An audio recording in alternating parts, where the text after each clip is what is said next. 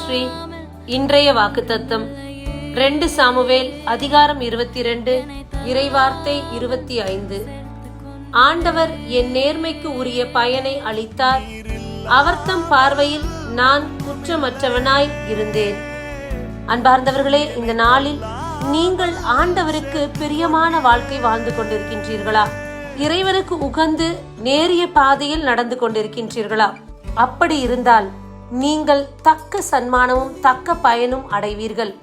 ஏனென்றால் நீங்கள் இறைவனுக்கு விருப்பமான மகனாக மகளாக இருக்கின்றீர்கள். அவருடைய பார்வையில் நீங்கள் குற்றமற்றவராய் இருக்கின்றீர்கள்.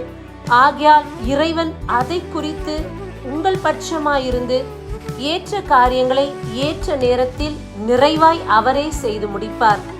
ஏனென்றால் உங்களுடைய நடத்தையின் நிமித்தம் இறைவன் மகிழ்ச்சி உறுகின்றார்.